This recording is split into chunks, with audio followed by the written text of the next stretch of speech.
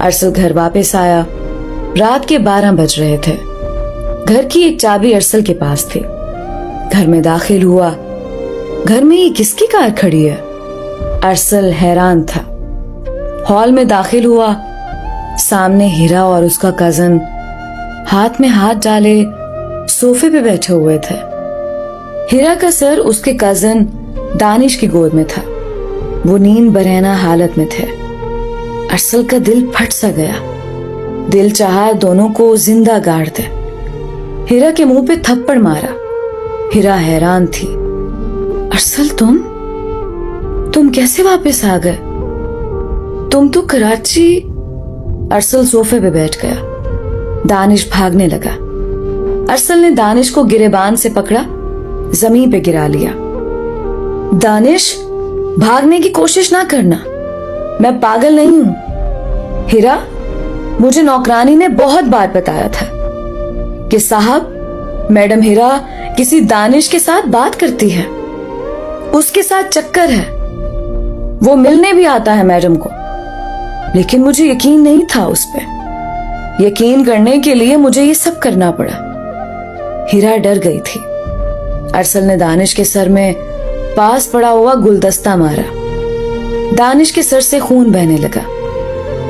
अरसल हीरा की तरफ देखकर बोला, हीरा, क्यों किया ऐसा तुमने? मेरा सब कुछ खत्म हो गया आज, सब कुछ। दिल चाहता है तुम दोनों को कत्ल कर दूं।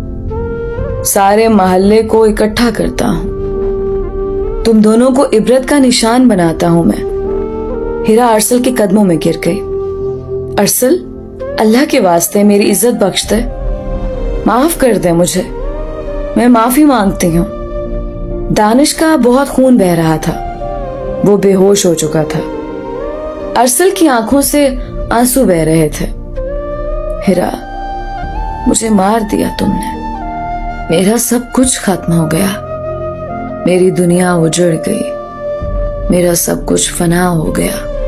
हीरा, अच्छी वफा की तुमने, बहुत अच्छा किया मेरे साथ। हीरा रो रही थी। अरसल के सामने हाथ जोड़े बैठी हुई थी।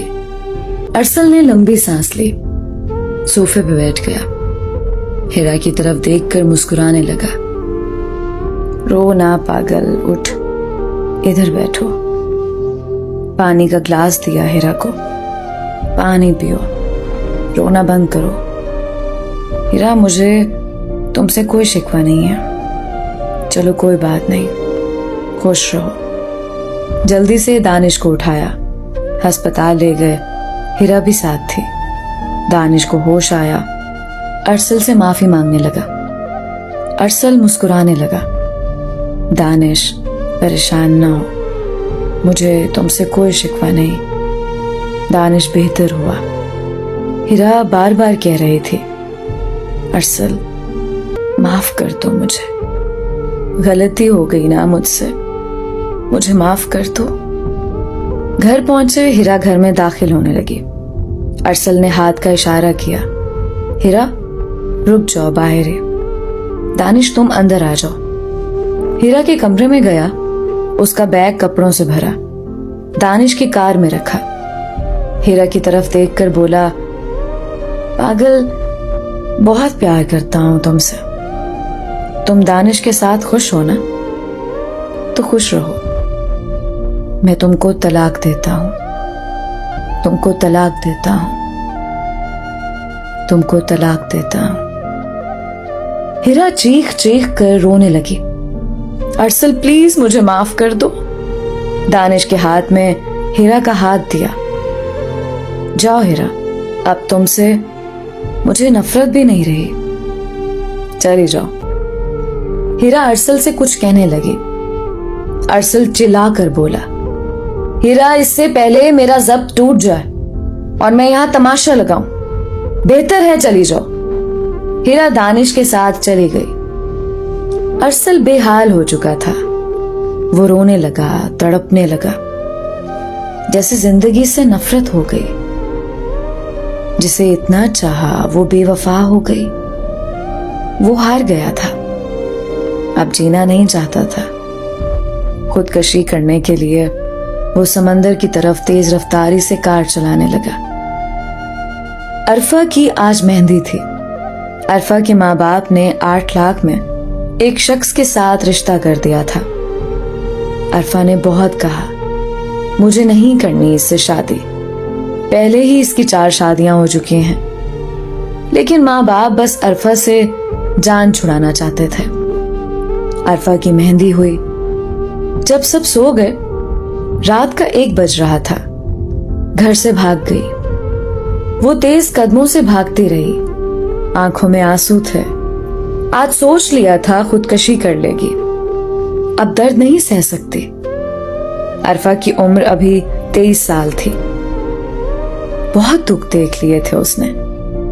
वो समंदर के पास पहुंची। बस आज कहानी खत्म कर दूंगी, समंदर में फना हो जाऊंगी। बहुत बेबस थी आज। हाथों में चूड़ियां थीं, मेहंदी लगी हुई थी। चांद की रोशनी में वो समंदर किनारे खड़ी हो गई। थोड़ी दूर कार में बैठा अरसल अचानक अरफा पे नजर पड़ी। हाय, जिंदगी कैसे कहां किसे मिलाती है, कौन से मोड़ पे लाकर खड़ा करती है। अरफा छलांग लगाने लगी। अरसल जल्दी से कार से बाहर निकला। आवाज दी, मैडम, ओ मैडम रुक जाओ, ओ हेलो मैडम। अरफा ने मुड़कर देखा, कौन आवाज दे रहा है? सामने अरसल खड़ा आवाज दे रहा था। अरफा इग्नोर करके छलांग लगाने लगी। अरसल और करीब आया। मैडम रुक जाएं, बात तो सुने। अरफा चिल्लाकर बोली, क्या है, कौन हो तुम? मैडम आप क्या करने लगी हैं? अरफा चौंक कर बोली, मैं पिकनिक मनाने आई हूं, बस एंजॉय कर रही हूं। अरसल ने देखा हाथों पे मेहंदी लगी हुई, चूड़ियां पहनी हुई थी। अरसल मुस्कुराने लगा, आप घर से भाग कर आई हैं? पसंद की शादी नहीं क्या? अरफा कहने लगी, तुमको क्या मतलब, जाओ यहां से बस। वो कूदने लगी। अरसल बोला, रुक जाए, मरने से पहले कुछ बातें तो कर ले, फिर एक साथ छलांग लगाएंगे। मैं भी मरने आया हूं। अरफा ने उसकी कार की तरफ देखा। तुम क्यों मरना चाहते हो? अरसल मुस्कुराया, बस कोई दुख आपको मजबूर कर गया, कोई मुझको। अरफा रोने लगी, मैं थक गई हूं बस। अरसल जल्दी से आगे बढ़ा। अरफा का हाथ पकड़ लिया। आप इतनी खूबसूरत हैं, फिर भी मरना चाहती हैं? अरफा की आवाज कांपने लगी।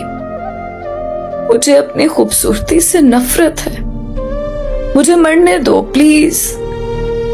अरसल आहिस्ता से बोला, मैडम प्लीज कुछ देर बातें कर लो, मेरे दिल का दर्द सुन लो, फिर एक साथ मर जाएंगे।